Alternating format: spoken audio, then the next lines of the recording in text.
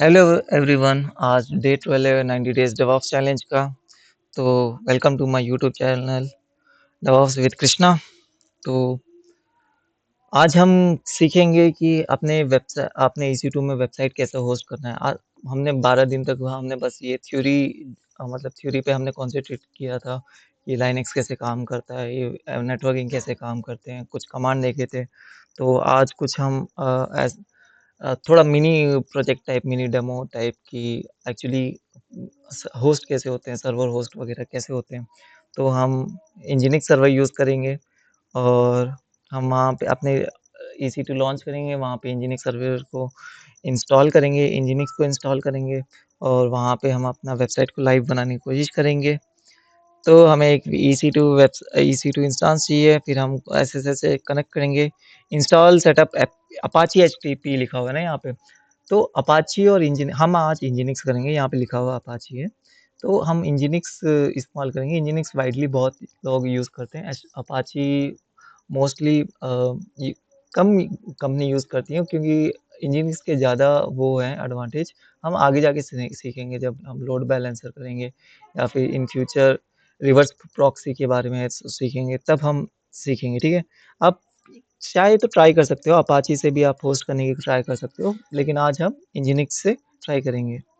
तो हम अपना खुद का एक वेबसाइट फाइल में एडिट करके बनाएंगे या फिर खुद का डालेंगे, तो लाइव करेंगे।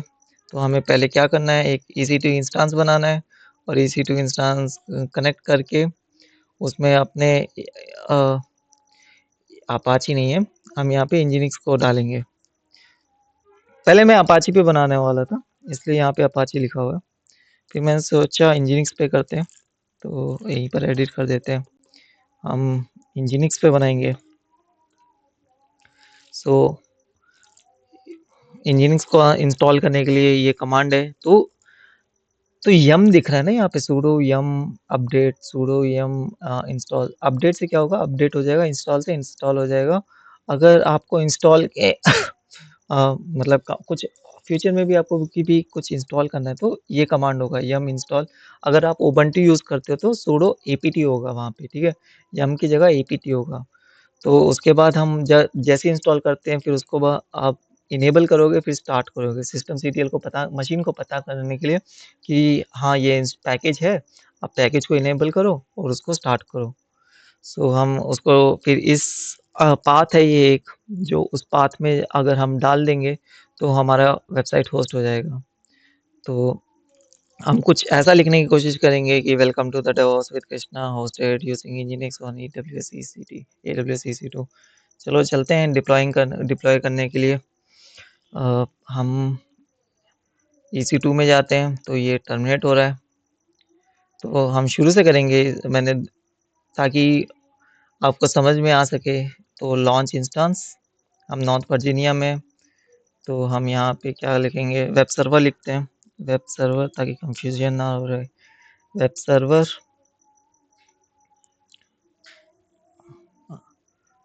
तो वेब सर्वर लिखने के बाद तो हमें यहाँ पे ना OS पूछ रहा है, इमेजेस पूछ रहा है। तो यहाँ पे देखो अमेज़न लिनक्स है, उबंटू है, रेड हैट है, सुस लिनक्स है। सो ये सारे लाइनक्स के ही वो हैं, फ्लेवर्स हैं। मतलब जैसे हम एंड्रॉयड 16, एंड्रॉयड 17, एंड्रॉयड 18 ऐसा आते हैं ना, तो ये भी एक लाइनक्स बेस है। उसके ऊपर ही ये सब बने होते हैं, विंडोज, उबंटू। तो अमेज़न का खुद का लाइनक्स है। ठीक है, तो हम इमेज भी अमेज़न का खुद का लाइनक्स यूज़ कर रहे हैं। ठीक है, और ज़्यादातर कंपनी अमेज़न लाइनक्स और उबंटू यूज़ करती है, और बहुत मतलब, और जो बचे हुए हैं वो रेड हैट यूज़ करते हैं। तो हो सकता है कुछ और भी यूज़ कर रहे हैं, बट ज़्यादातर कंपनी ये 3 यूज़ करते हैं। ठीक है, सारे कमांड सेम रहते हैं, बस कुछ-कुछ यहाँ-वहाँ होते हैं। तो बेसिक कमांड सेम ही रहते हैं। और तो आपका अगर पहले से कीपैड नहीं है तो कीपैड सेलेक्ट कीजिए। तो आप आपने कल वीपीसी बनाया होगा, उस वीपी को ले सकते हैं, या फिर बाय बाय डिफ़ॉल्ट वीपीसी ले सकते हैं। और यहाँ पे इम्पोर्टेंट ये है कि auto assign public IP enable रखना, ताकि आपको पब्लिक आईपी आ सके। तो क्रिएट सिक्योरिटी ग्रुप भी रखना, फिर डायरेक्ट करके लॉन्च कर दो यहाँ पे, लॉन्च इंस्टेंस। हम एक ही साथ एक दो भी लॉन्च कर सकते हैं। ऊपर आपने देखा होगा लॉन्च इंस्टेंस के ऊपर एक लिखा हुआ है मशीन, वहाँ पे अगर 5-6 डालोगे तो एक ही साथ 5-6 सर्वर ओपन हो जाएंगे। तो ये लॉन्च हो गया है। लॉन्च होने के बाद हम करेंगे तो देखो एक पब्लिक आईपी आ चुका है और एक प्राइवेट आईपी आ चुका है, ठीक है। तो हम कनेक्ट करेंगे, यहाँ से कनेक्ट करने की कोशिश करेंगे। आप विंडो पावर शेल से कनेक्ट करना है कर सकते हो, या फिर वहाँ से भी कनेक्ट करो, यहाँ से भी कनेक्ट करो। पावर शेल से भी आपको दिखा देता हूँ, आपने अगर पिछले क्लासेस नहीं देखे तो। विंडो पावर शेल्स में जाके जहाँ पे आपकी पेम की है सीडी डाउनलोड्स में, तो और यहाँ पे उनका उसका कमांड है SSH क्लाइंट का, तो आप यहाँ से कनेक्ट कर सकते हो। होप मेरा फाइल वहीं पर हो। तो कनेक्ट हो गया, यहाँ पे कनेक्ट हो, वहाँ पे कनेक्ट करो, एक ही बात है। तो हमने कनेक्ट कर चुके हैं। तो हम पहले क्या करेंगे, तो पहले हम sudo su करके रूट यूज़र बन जाते हैं, ठीक है। sudo su करके रूट यूज़र बन गए। फिर हम yum अपडेट कमांड यूज़ करते हैं, yum अपडेट, yum अपडेट। तो इतना स्लो क्यों है?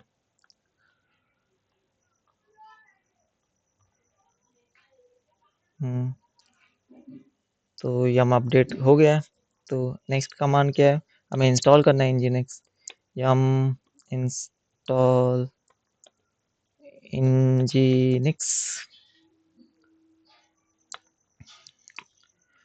तो यहाँ पे पूछ रहा है कि इंस्टॉल करना है कि नहीं, यस करो।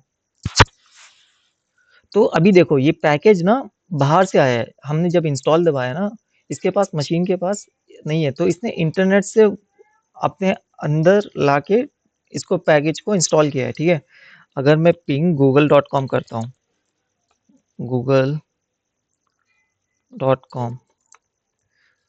तो क्या आ रहा है देखो, हर उसको पैकेट रिसीव हो रहे हैं, तो मतलब इसको इंटरनेट एक्सेस है, इस सर्वर को इंटरनेट एक्सेस है, ठीक है। तो हमें पता ऐसे पता लग जाता है कि इस सर्वर को तभी हमें इंस्टॉल भी nginx इंस्टॉल हो चुका है, ठीक है। तो हम देखेंगे कि कहाँ पे इंस्टॉल किया है, तो फाइंड कमांड यूज करना है, फाइंड स्लैश नेम nginx। तो यहाँ पे है शेयर यूजर शेयर nginx में, जैसे कि मैंने यहाँ पे भी बता रखा था, यहाँ पे कि फिर इंस्टॉल होने के बाद इसमें जाना है।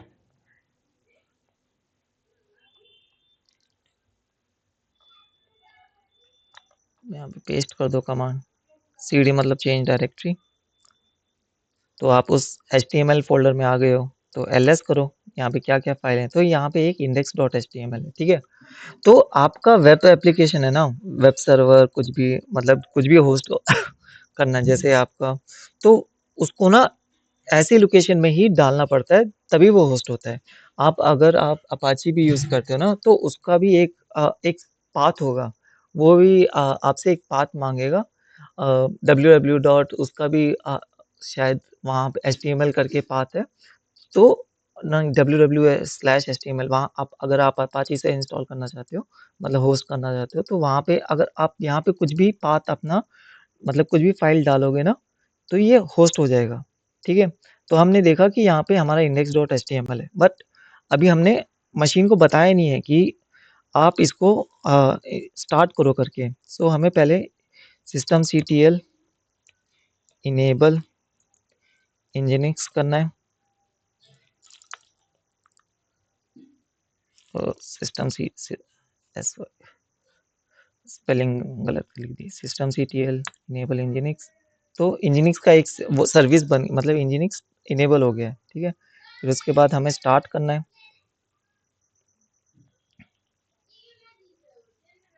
स्टार्ट किया तो स्टार्ट हो गया। अब स्टेटस देखते हैं,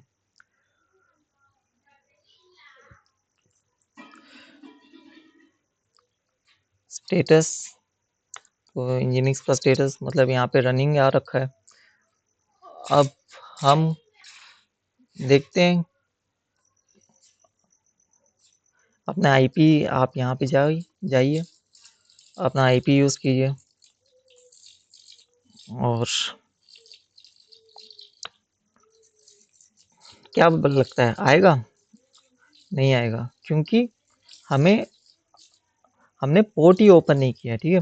तो हमें नेक्स्ट क्या करना है कि पोर्ट ओपन करना है, सिक्योरिटी ग्रुप में जाके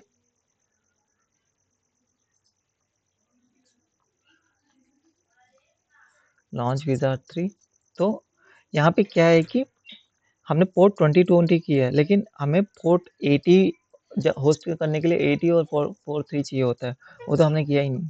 तो हमें तो ये वही है, डीबग करने का वो है। तो हम जाके अपने पोर्ट खोल देते हैं, इसमें जाते हैं, सिक्योरिटी ग्रुप में जाते हैं,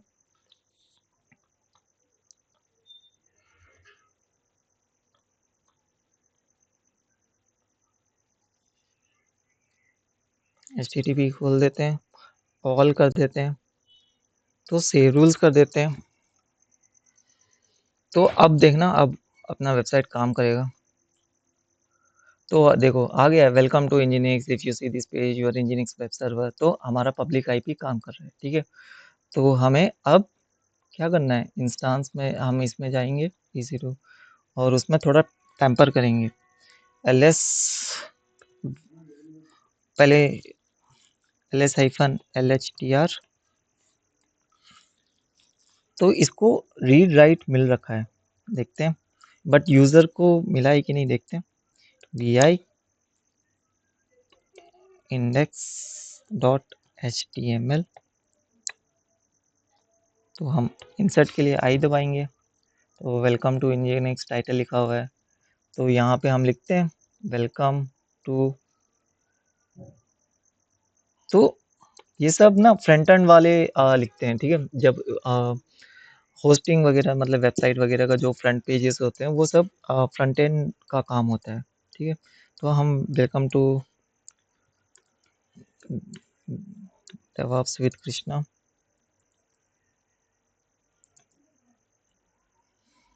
विथ कृष्णा, और if you see this page yes, तो इसको सेव कर देते हैं, देखते हैं वेलकम टू आता है कि नहीं। तो आ गया welcome to DevOps with Krishna, ठीक है। तो आप वहाँ पे आप कुछ भी आप वहाँ पे अपने वेब सर्वर फाइल डालते हो, तो it will automatic host. Engineerings का भी सेम है और उसका भी वही सेम है। तो हम आप चैट जीपीटी से पूछ लेना कि एक अच्छा सा आपको वेबसाइट बनाने के लिए डाले, तो आप उसको यहाँ पे चैट जीपीटी में पूछ लेना मेक अ गुड वेबसाइट करके। सो इसमें जाके आप अपना vi index.html करके आई दबा के सारे लाइंस को हटा के %d मतलब पूरे निकल जाएंगे। सो दोबारा आई दबा के यहाँ पे पेस्ट कर दो, फिर एस्केप सेव कर देते हैं। और तो मेरा वेबसाइट होस्ट हो गया है। तो हम ऐसे होस्ट करते हैं, ठीक है। सो हम लाइक ये सब फ्रंट एंड वालों का काम है, हमारा काम नहीं है। तो हम ऐसे होस्ट करते हैं, ठीक है। तो यहाँ पे अब सीखने वाली बात ये है कि इंस्टांस है ना, इंस्टांस का आईपी, ये जो आईपी है ये हमेशा चेंज होता है, ठीक है। तो अभी मैं इसको स्टॉप कर देता हूँ, स्टॉप इंस्टांस, फिर इसको रिस्टार्ट करेंगे। इंस्टांस स्टॉप हो रहा है, जैसे 167 समझ लो, लास्ट में 167 है, तो ये चेंज हो जाएगा।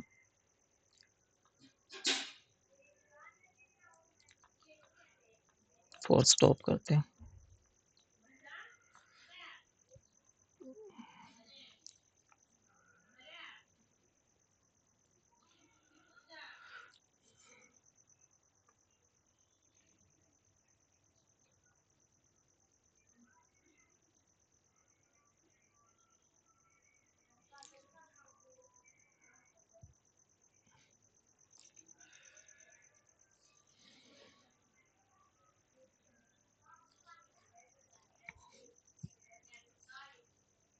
तो इंस्टांस स्टॉप हो चुका है। सो इंस्टांस स्टॉप होने के बाद हम इसको दोबारा स्टार्ट करते हैं, इंस्टांस को स्टार्ट करते हैं। तो अब क्या होगा, अब दोबारा आईपी चेंज हो चुका होगा।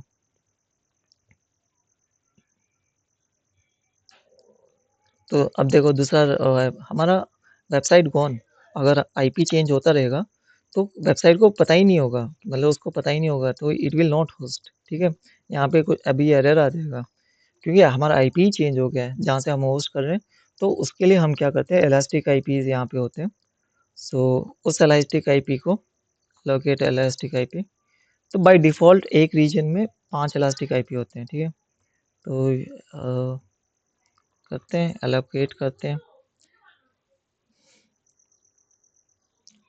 और यहाँ पे करके एक्शंस में करके associate elastic IP address, choose an instance. हमारे पास एक ही इंस्टेंस है तो एसोसिएट करते हैं। तो यहाँ पे देखो हमारा आईपी एड्रेस क्या है अब, 198.80, ठीक है?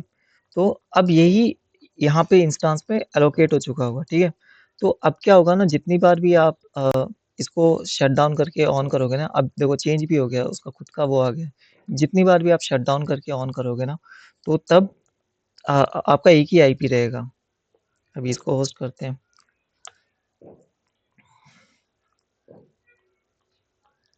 तो आ गया। तो देखो यहाँ पे नॉट सिक्योर लिखा हुआ है, ठीक है? मैं ये बताना चाहता था, नॉट सिक्योर है क्योंकि हम एचटीटीपी पे काम कर रहे हैं, ठीक है?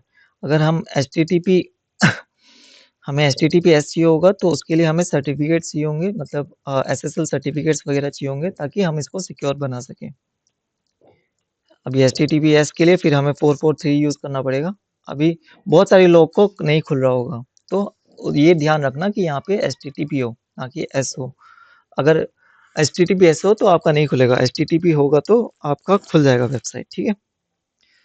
तो इतना ही इतना ही है। इंजीनियरिंग्स में कैसे होस्ट करना है सीख गए आप भी। तो यही फॉर सिक्योर इंक्रिप्टेड के लिए हम 443 यूज़ करते हैं और पोर्ट को हमें खोलना है।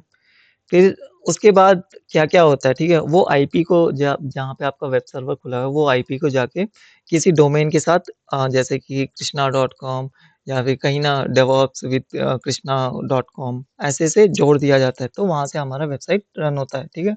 तो उसके पीछे भी अभी है हमने स्टैटिक बना रखा है, ठीक है? उसके पीछे भी हम आरडीएस मतलब डाटाबेस बना के हम वेबसाइट में हमारे बैकग्राउंड में डाटाबेस चल रहा होगा, वो प्राइवेट में चल रहा होगा। अगर आप वहाँ पे अपना नाम, ईमेल एड्रेस डालते हो तो वो डाटाबेस में सेव होगा। तो वो लाइक 3 टायर आर्किटेक्चर होगा, ठीक है? तो अगर हम डाटाबेस दोबारा समझा देता हूँ, हमारे जैसे वेब सर्वर अभी तो स्टैटिक है, कुछ इनपुट नहीं ले रहा है। अगर हमें कुछ इनपुट देना है, जैसे नाम, लॉगिन वगैरह, तो हमको माइक्रो सर्विस चाहिए होंगे और एपीआई चाहिए होगा जो डाटाबेस से कम्युनिकेट कर सके। जैसे ही हम अपना डालें तो वहाँ पे जाके स्टोर हो जाए, ठीक है? वहाँ वो हम प्राइवेट ही करते हैं क्योंकि वो यूज़र्स को नहीं चाहिए होता ना, क्लाइंट्स को नहीं चाहिए होता, वो सब आपका खुद का पर्सनल है। तो मतलब खुद के अकाउंट में होनी चाहिए, तो उसको हम अपने डाटाबेस को हमेशा प्राइवेट रखते हैं। तो हम कल क्या सीखेंगे? EC2 के बारे में बहुत सीखना है, EC2 सीखेंगे। EC2 मतलब कौन-कौन से साइज़ेज़ वगैरह होते हैं, फिर लोड बैलेंसर सीखेंगे, ऑटो स्केलिंग ग्रुप सीखेंगे और लोड बैलेंसर पे हम एक डेमो भी रखेंगे। ऑटो स्केलिंग ग्रुप पे भी हम लाइक दिखाऊँगा कि कैसे काम करता है। तो थैंक यू, स्टे कनेक्टेड और वीडियो को लाइक कीजिए, सब्सक्राइब कीजिए, कमेंट कीजिए, डेट रोल डन करके। Thank you for the support.